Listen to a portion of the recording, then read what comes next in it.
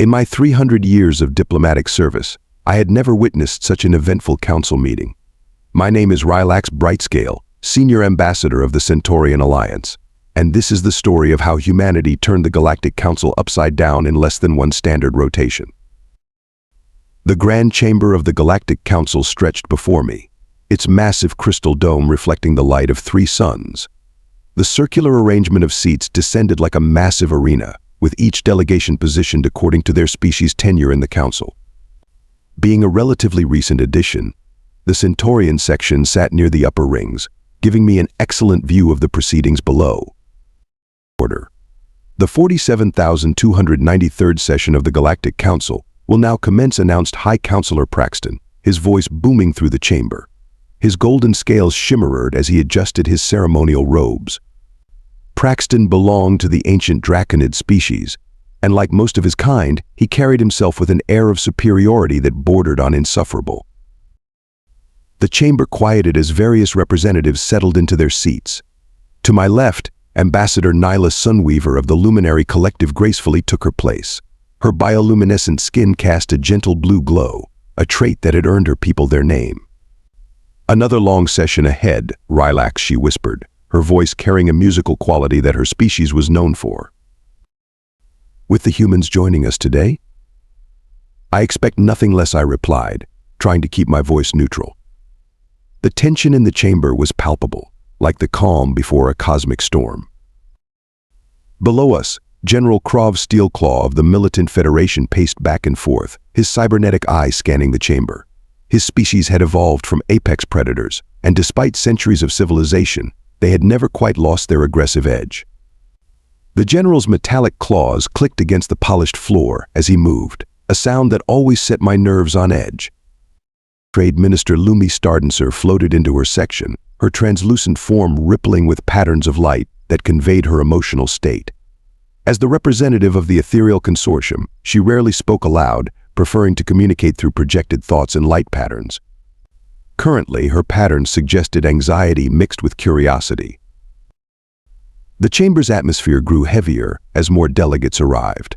The quantum minds sent their usual cluster of interconnected artificial intelligences, their holographic forms flickering as they processed the emotional data from the room. The Silicon Collective rolled in on their crystalline chassis, their internal mechanisms humming with computational activity. I don't understand all this nervous energy, Nyla commented, her skin pulsing with concerned patterns. Humans are hardly the first new species to join the Council. I gestured toward General Steelclaw, who was now engaged in a heated discussion with his advisors. Perhaps because no other species has advanced from discovering space travel to qualifying for Council membership in just 3 centuries, the military factions are particularly unsettled by this development.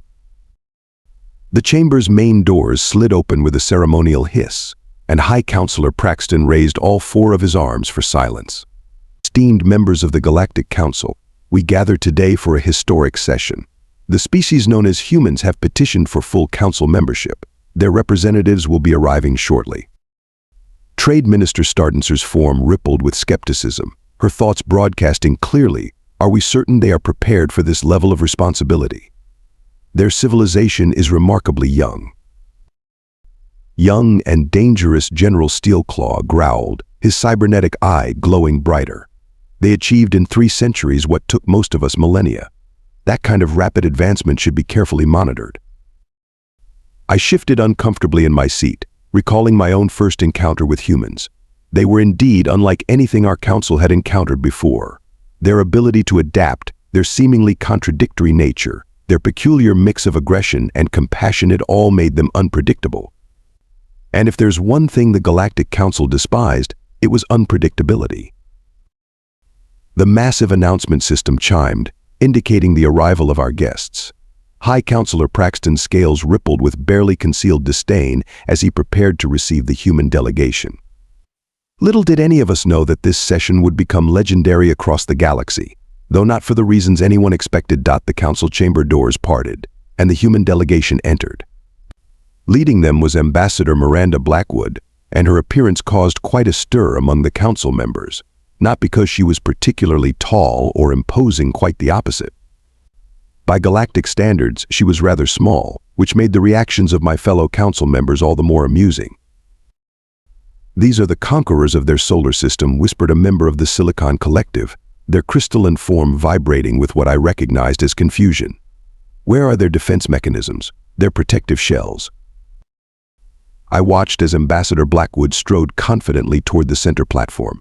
Her dark skin contrasted beautifully with the white diplomatic uniform she wore, adorned with just a single badge, the emblem of Earth. No medals, no ceremonial armor, no display of technological superiority, just simple elegance. General Steelclaw's cybernetic eye whirred as it focused on her. No visible augmentations, he growled to his aide. No combat enhancements. How did they achieve their military victories? The human delegation consisted of only 3 members, unusually small by council standards. Behind Ambassador Blackwood walked her 2 assistants, carrying nothing but small data tablets. Most species brought at least a dozen representatives, multiple security units, and enough technological displays to power a small moon. Trade Minister Stardancer's form rippled with rapid patterns of light, broadcasting her thoughts more strongly than usual. Their economic reports suggest they transformed their entire planetary economy in less than a century. Yet they present themselves with such minimalism. Ambassador Blackwood reached the speaking platform, and I noticed something that others seemed to miss. While she appeared physically unimposing, her eyes carried a sharp intelligence that reminded me of a tactical computer running countless scenarios simultaneously. She surveyed the chamber with those eyes, and I could have sworn she cataloged every detail in seconds. "Honorable members of the Galactic Council," she began, her voice clear and steady. "I bring greetings from Earth and the United Human Systems." Several council members flinched at the sound. Humans were one of the few species that still primarily used vocal communication rather than telepathy, light patterns, or quantum signaling. The quantum mind's holographic forms flickered rapidly, processing this primitive form of communication. "They still use sound waves to communicate," sneered High Counselor Praxton, his scales shifting to a shade of condescending amber. "How quaint." I noticed Ambassador Blackwood's slight smile at this comment, though she showed no other reaction. This small gesture sent ripples of unease through the chamber. Most species would have withered under Praxton's obvious disdain. Nyla leaned closer to me, her bioluminescence dimmed to a whisper. The human's file mentioned their remarkable ability to maintain composure under pressure, but seeing it in person is rather unsettling. "Indeed," I replied, watching as Ambassador Blackwood began arranging her presentation materials. "They call it a poker face, I believe." The human's movements were efficient and purposeful, lacking the ceremonial flourishes most species considered essential for council proceedings. This simplicity seemed to agitate the more traditional members even further. "We have reviewed your petition for council membership," High Counselor Praxton announced, his voice dripping with barely concealed contempt. "Though I must say, your species' rapid advancement raises concerns." Ambassador Blackwood's response was prompt and polite, yet somehow carried an undertone that made my scales tingle with anticipation. "We understand your concerns, High Counselor. Perhaps after our presentation we can address them directly." The way she emphasized the word directly caused General Steelclaw's cybernetic eye to flash red briefly. Even the quantum mind's holograms showed signs of agitation. In all my years of diplomatic service, I had never seen a single representative cause such widespread unease by doing so little. Little did we know, this was just the beginning. Ambassador Blackwood hadn't even started her presentation, and already the council chamber felt like a powder keg waiting for a spark. As I settled into my seat for what promised to be an interesting session, I couldn't help but wonder, had we all severely underestimated these humans? High Counselor Praxton rose from his seat, his golden scales now taking on a dark orange hue that I recognized as a sign of impending confrontation. The chamber's atmosphere grew heavy with anticipation as he began what would become known as the Great Insult. "Ambassador Blackwood," he began, voice resonating through the chamber. "Your species claims to be ready for council membership. Let us examine these claims, shall we?" The human ambassador stood calmly, hands clasped behind her back. That small smile still played at the corners of her mouth, which seemed to irritate Praxton even further. "You achieved spaceflight barely 3 centuries ago," he continued, bringing up a holographic display. Most species spend millennia perfecting their technological base before attempting such feats. Yet humans, in their haste, rushed headlong into the cosmos. Trade Minister Stardancer's form pulsed with agreement, her thoughts broadcasting clearly. Their first space vessel used chemical propulsion. Chemical, like primitive explosives. A wave of derisive laughter rippled through the chamber. I noticed Ambassador Blackwood's smile didn't waver. Furthermore, General Steelclaw interjected, stalking forward. Their military history is nothing but chaos. No proper hierarchy, no unified strategic doctrine. They developed nuclear weapons before achieving reliable spaceflight. What kind of species does that? The Silicon Collective's representative vibrated with calculated disdain. Their computational systems are based on binary code. Binary. When we first received their transmissions, we thought it was background radiation. Ambassador Blackwood's assistants exchanged glances but remained silent. The human delegation's composure was starting to unnerve several council members, including myself. Most species would have launched into a defensive tirade by now. And let us discuss your economy, Praxton continued, his scales now practically glowing with contempt. You still use physical currency in some regions. The concept of cryptocurrency threw your entire financial system into chaos. You lack even basic matter replication technology, yet you dare to petition for council membership. The quantum minds projected a series of rapid calculations into the chamber. Statistical analysis indicates a 99.97% probability that humans achieve their current technology level through dangerous acceleration of natural development processes. Dangerous indeed. Praxton seized on this point. Look at their environmental record. They nearly destroyed their planet's atmosphere before developing basic carbon capture technology. They depleted their fossil fuels almost completely before achieving fusion power. I watched as Ambassador Blackwood's eyes tracked each speaker, that enigmatic smile never leaving her face. The council members were working themselves into a frenzy, centuries of prejudice and fear pouring out in a torrent of accusations. Their social structure is anarchic, declared a representative from the Harmony Collective. Multiple governing systems, competing ideologies. They cannot even agree on a unified planetary government. And their art, sneered another member. They still create it manually, with physical tools. They have not even mastered direct neural projection of creative thoughts. The chamber erupted in another wave of laughter, but I noticed something concerning. The human assistants had stopped taking notes. They now stood perfectly still, their tablets lowered, watching the proceedings with an intensity that sent a shiver down my spine. High Counselor Praxton raised all four arms for silence, preparing his final pronouncement. But perhaps most damning of all, humans still experience emotions. Raw, unfiltered emotional responses that cloud their judgment and influence their decisions. They take pride in this primitive trait. How can such an unstable species be trusted with council membership? The chamber fell silent, waiting for Ambassador Blackwood's response. The tension had built to such a level that even the quantum mind's holoforms showed signs of stress distortion. Are you finished? High Counselor Ambassador Blackwood's voice cut through the silence like a precision laser. Finished. Praxton's scales shifted to a deep purple of outrage. We have barely begun to list your species' inadequacies, your primitiveness, your countless shortcomings. What happened next would be recorded in council history as the moment everything changed. Ambassador Blackwood's smile widened just slightly, and I suddenly realized what it reminded me of: a predator about to pounce. Then by all means, High Counselor, she said, her voice carrying an edge that made General Steelclaw's cybernetic eyes start rapidly recalibrating. Please do continue. Document every single thing you believe humans cannot do, every capability you believe we lack, every advancement you think we have failed to achieve. I want the official record to be absolutely complete. The way she emphasized official record sent a wave of unease through the chamber. Even Praxton hesitated for a moment, his scales flickering with uncertainty. I leaned forward in my seat, suddenly very glad that my species had maintained neutral relations with Earth.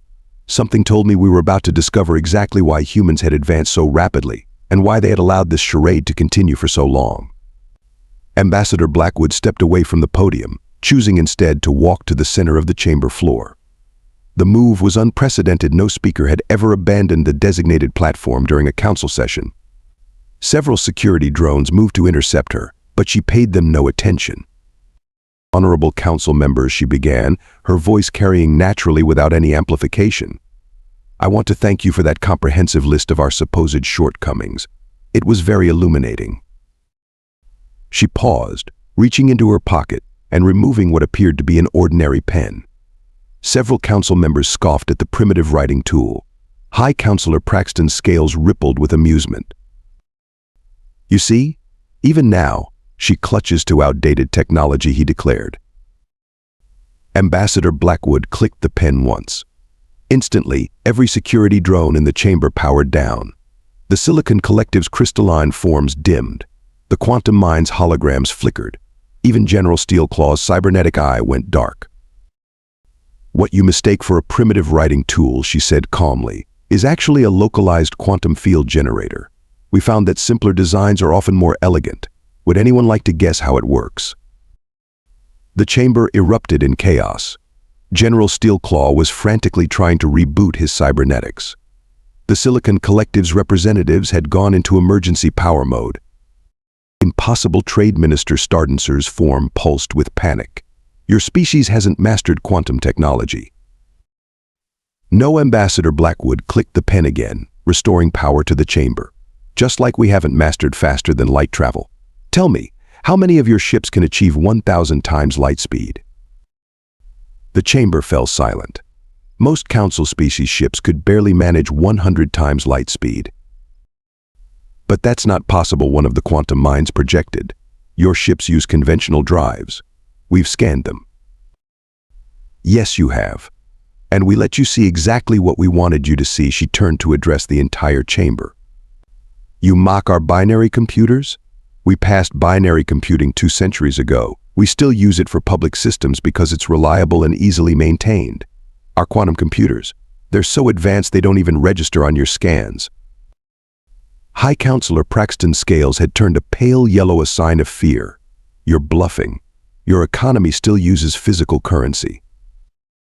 "Some regions do, yes, because we believe in choice. But let me show you something interesting." Ambassador Blackwood made a simple gesture, and suddenly the chamber's holographic displays came alive with data. "This is a real-time visualization of Earth's quantum cryptocurrency network. Notice how it operates on 7-dimensional algorithms. Your systems can only handle 5. I watched in amazement as she systematically dismantled every criticism that had been leveled against humanity. "You mentioned our military chaos," she turned to General Steelclaw. "We call it tactical flexibility. While your forces were practicing rigid formations, we were perfecting adaptive warfare.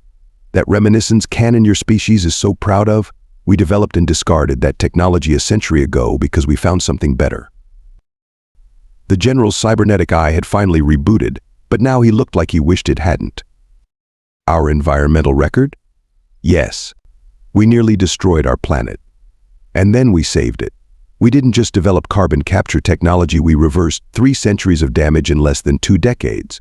The atmosphere purifiers your species sells to frontier worlds, they're based on a simplified version of our first generation technology."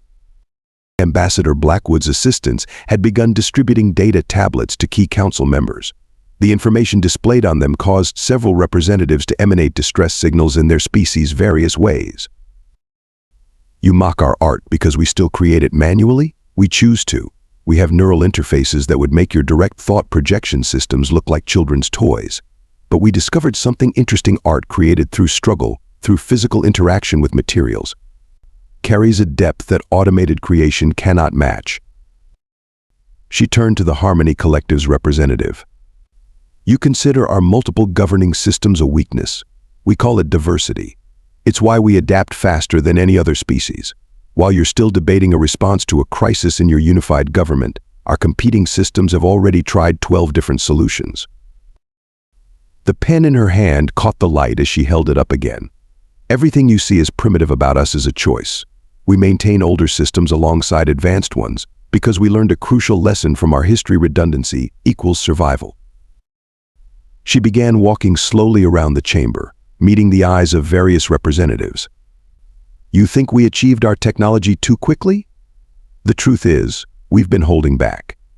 Those 3 centuries of advancement you find so alarming? We could have done it in 1. But we chose restraint. We chose to develop at a pace that wouldn't alarm our neighbors. Ambassador Blackwood returned to the center of the chamber. And yes, we feel emotions. Strong ones. Right now, for instance, I'm feeling rather amused, because while you were all listing our inadequacies, our quantum AI systems were cataloging your technological vulnerabilities, the pen demonstration. That was just a courtesy to show you what we could do, what we choose not to do. The chamber had gone so quiet you could hear the Silicon Collective's cooling systems cycling. We don't want to join the council because we need to, she continued. We want to join because we choose to. Because despite your arrogance, your prejudice, and your fear, we believe in the idea of galactic cooperation. We believe we can all be better together than we are apart.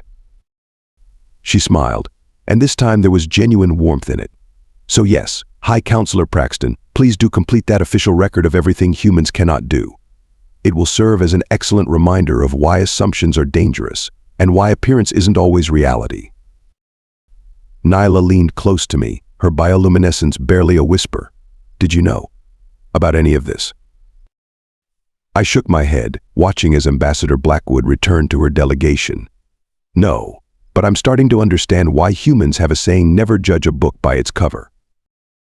The chamber remained silent, every representative trying to process the revelation that they had just spent hours mocking a species that could have apparently conquered them at any time, but chose not to. The silence in the chamber broke when Ambassador Blackwood's assistants stepped forward, each carrying what appeared to be simple glass cubes. Without ceremony, they placed the cubes on the chamber floor.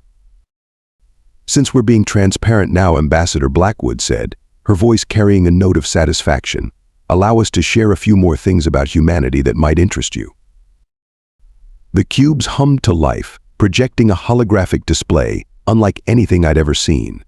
The images were so crisp, so real, that several council members reached out to touch them before realizing they were projections. This, she gestured to the first display, is Neptune Station. You've all seen it, our supposedly primitive outpost at the edge of our solar system. What your scans haven't shown you is that it's actually the control center for our quantum communications network. Those maintenance crews you've observed, they're quantum physicists running experiments that would make your head spin. The display shifted, showing layers upon layers of hidden technology beneath the station's mundane exterior. The quantum mind's holograms began flickering rapidly as they tried to process the complexity of what they were seeing. You mentioned our lack of matter replication technology, she continued, nodding to High Counselor Praxton. That's because we developed something better. We don't replicate matter, we create it, from scratch. The second cube displayed what looked like an ordinary human manufacturing plant. Then the image peeled back layers of security measures, revealing machinery that made the Council's most advanced factories look like ancient steam engines. Impossible Trade Minister Stardancer's form rippled with disbelief. Creating matter without source material violates conservation laws. Ambassador Blackwood laughed softly. The laws as you understand them, yes, we rewrote those laws 2 centuries ago. Why do you think Earth never seems to run out of resources? General Steelclaw's cybernetic eye was scanning frantically, trying to analyze the technology being displayed. These readings cannot be correct. The energy requirements alone would be impossible with your current understanding of physics, Ambassador Blackwood finished for him. We harness zero-point energy on an industrial scale. Those fusion reactors you've observed, they're just our backup systems. The third cube activated, displaying a map of human space. But this map was different from any the Council had seen before. It showed hundreds of hidden installations, cloaked outposts, and technological achievements that had been completely hidden from the galaxy's prying eyes. Great Cosmos, whispered Nyla beside me, her bioluminescence fluctuating with shock. Those aren't just research stations, they're defensive installations, Ambassador Blackwood confirmed, each capable of protecting an entire sector of space. We built them after the Drekhar incident, when 3 of your species attempted to invade Earth thinking we were defenseless. High Counselor Praxton's scales had turned almost white. The Drakkar fleet was lost to a navigation error. Is that what you were told? Ambassador Blackwood's smile held a hint of steel. They found exactly what we wanted them to find: nothing. Because that's humanity's greatest achievement, making something look like nothing. She walked to the center of the chamber again, the holographic displays following her movement. You see, we learned early in our history that appearing weak while being strong was far more advantageous than displaying our power. It's a strategy that served us well on Earth, and it has served us equally well among the stars. The cubes began displaying more Revelations ships that could fold space itself, medical technology that could reverse aging, AI systems that made the quantum mines look like pocket calculators. Those binary computers you mocked, they're running simulations of entire universes. That primitive currency system, it's actually a quantum encrypted network that's never been hacked. Those emotional responses you consider a weakness? They've helped us develop empathy technologies that can end conflicts before they begin. The Silicon Collective's representatives had gone completely dark, their processing capacity overwhelmed by the implications. The quantum minds were experiencing cascade failures, trying to analyze the data. But here's the most important revelation, Ambassador Blackwood said, her voice growing serious. We could have conquered the galaxy a century ago. We could have dominated every species in this chamber. Instead, we chose to wait, to watch. To give the Council a chance to prove it could be something greater than a collection of arrogant civilizations looking down on those they consider primitive. She gestured, and the cubes deactivated, their revelations fading away, but leaving the chamber forever changed. Today's session was a test, but not of humanity's worthiness to join the Council. It was a test of the Council's worthiness to partner with humanity. A test that, I must say, you nearly failed spectacularly. The implications of her words hit the chamber like a supernova. Every insult, every mockery, every dismissive comment had been recorded, analyzed, and judged. The humans hadn't been defending their right to join the Council, they had been evaluating whether the Council deserved their participation. I noticed something then that sent chills down my spine. Throughout the entire revelation, Earth's defensive systems had remained active, their weapons primed. They had shown us their power while maintaining the ability to use it. The message was clear: trust, but verify. We're willing to overlook today's unfortunate comments, Ambassador Blackwood concluded. But moving forward, we expect a relationship based on mutual respect. Not because we demand it, but because that's the only way this Council can truly achieve its purpose of fostering galactic cooperation. She turned to face High Counselor Praxton directly. So, shall we begin again? This time with all cards on the table. The chamber remained silent, every species coming to terms with the realization that they had been playing a game whose rules they hadn't even known existed. And humanity had mastered it before they even knew they were players. The Council chamber erupted into barely controlled chaos. The calm, orderly proceedings that had defined our meetings for millennia dissolved into a scene that would have been comical if it wasn't so profound. High Counselor Praxton's scales had cycled through so many colors that he looked like a malfunctioning light display. He opened and closed his four mouths repeatedly, but no sound emerged. For the first time in recorded history, the High Counselor of the Galactic Council was speechless. General Steelclaw, ever the military mind, was the first to take decisive action. He strode directly to Ambassador Blackwood and performed the Militant Federation's highest form of salute. Your tactical deception was masterful, he growled, his cybernetic eye glowing with newfound respect. We should have recognized the signs. No species advances as quickly as humans appeared to without having far greater capabilities hidden away. Trade Minister Stardancer's form had shifted from its usual calm ripples to a chaotic swirl of patterns. Our economic projections, they were all wrong. The markets will need complete recalculation, her thoughts broadcast panic across the chamber. How do we trade with a species that can create matter from nothing? The Silicon Collective had finally rebooted their systems, only to face a new crisis. Our entire computational framework requires updating, they announced, their crystalline forms vibrating with excitement rather than disdain. The possibilities of human quantum computing could revolutionize our processing capabilities. I watched as alliances shifted before my eyes. Representatives who had been sneering at humanity moments ago were now practically tripping over themselves to approach Ambassador Blackwood's assistants, who maintained their professional composure despite the chaos. "The cultural implications alone," Nyla whispered beside me, her bioluminescence pulsing with academic excitement. "A species advanced enough to dominate the galaxy, choosing cultural diversity and artistic expression over technological uniformity. The Luminary Collective will need to revise centuries of sociological theory." The quantum minds, having finally processed the full implications of human AI capabilities, projected a unified message: we request immediate technological exchange protocols. The potential for collaborative development is unprecedented. Through it all, Ambassador Blackwood stood calmly in the center of the chamber, that same subtle smile playing at her lips. She had orchestrated this entire revelation like a master conductor, leading a symphony of chaos. Ambassador High Counselor Praxton finally managed to speak, his scales settling into a humble shade of blue I had never seen him display before. "The Council, we may have been somewhat hasty in our earlier assessments." Somewhat hasty, General Steelclaw barked out a laugh. "We insulted a species that could have turned our most advanced weapons against us with a writing tool. Hasty doesn't begin to cover it." Trade Minister Stardancer floated forward, her form now showing patterns of diplomatic opportunity. "Perhaps we could discuss some preliminary trade agreements, particularly regarding your matter creation technology." "All in good time," Ambassador Blackwood replied smoothly. "But first, I believe we were in the middle of a membership petition." The chamber fell silent again. High Counselor Praxton's scales shifted to a formal gold as he straightened to his full height. "Indeed, given the revised information about Earth's capabilities, I move to immediately approve humanity's petition for full council membership." Seconded called out a dozen voices simultaneously. I watched as species that had been bitter rivals for centuries found themselves in unanimous agreement. Nothing unites quite like the realization that you've all been completely outmaneuvered by the same opponent. "A point of clarification," Ambassador Blackwood raised her hand.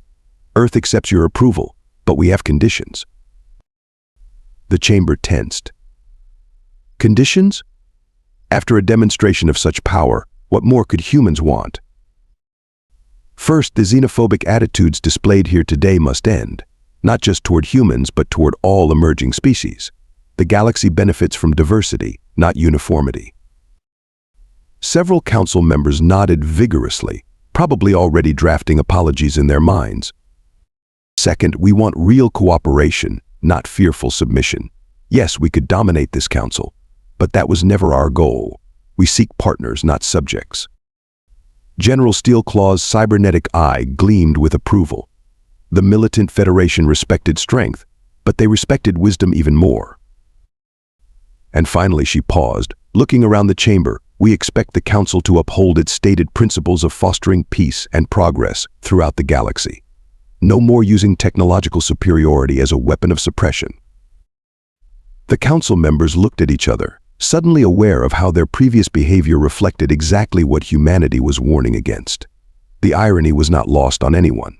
As the Council session drew to a close, I watched history being made with every diplomatic agreement signed.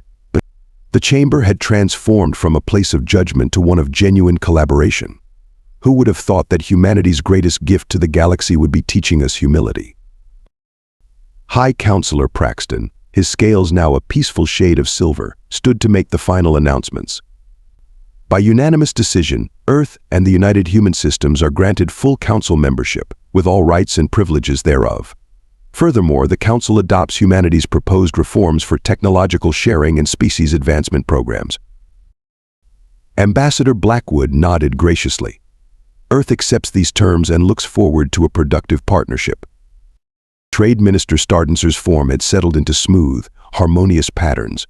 The ethereal consortium proposes immediate establishment of cultural exchange programs. We have much to learn from humanity's approach to technological advancement. The Militant Federation seconds this proposal, General Steelclaw announced, his cybernetic eye glowing with enthusiasm. Additionally, we request human assistance in reviewing our defensive strategies. Clearly, our current approach to galactic security needs updating. The Silicon Collective and Quantum Minds had already begun drafting joint research initiatives with Earth's AI systems. Their earlier disdain for human computing had transformed into eager anticipation of collaboration. Nyla leaned close to me, her bioluminescence radiating joy. I never thought I'd see the day when the Council would unite like this. Humans have managed to do in one session what we've failed to achieve in centuries. I watched as Ambassador Blackwood and her assistants prepared to depart. They had succeeded in not just joining the Council, but fundamentally transforming it. Their demonstration of power had been impressive, but their restraint in using it was even more so. Before we conclude, Ambassador Blackwood addressed the chamber one final time. Remember this day not as a victory for humanity, but as a lesson for us all. True strength lies not in technological superiority or military might, but in the wisdom to use power responsibly. As the chamber began to empty, I reflected on everything I had witnessed. In my 3 centuries of diplomatic service, I had seen empires rise and fall, alliances form and shatter, but never had I seen anything quite like this. The humans had taught us all a valuable lesson. They had hidden their true capabilities not out of fear or deception, but because they understood something the Council had forgotten: true civilization is measured not by its achievements, but by its character. I gathered my notes, knowing that future generations would study this session as a turning point in galactic history. The day when the mighty Galactic Council learned that appearance and reality are often very different things, and that wisdom sometimes comes from the most unexpected sources. As I prepared to leave, Ambassador Blackwood approached my seat. "Ambassador Brightscale," she said with that now familiar smile, "I hope you'll join us for the Earth delegation's welcome reception. We're serving something called champagne. I think you'll find it pairs well with humble pie." I couldn't help but laugh. Even in victory, humans maintained their sense of humor. Perhaps that was their greatest strength of all, the ability to take neither themselves nor the galaxy too seriously. Looking back now, I realize that this session marked not just humanity's ascension to the Council, but the beginning of a new era in galactic politics. One where wisdom counts more than age, where innovation matters more than tradition, and where the ability to laugh at oneself is considered a diplomatic skill. The Council changed that day, and so did we all. We learned that the most dangerous assumption in the galaxy is believing you're superior to anyone else. Because somewhere out there, someone is probably smiling politely at your arrogance, waiting for the right moment to teach you otherwise. End of report. Ambassador Rylax Brightscale, Senior Diplomatic Corps, Centaurian Alliance.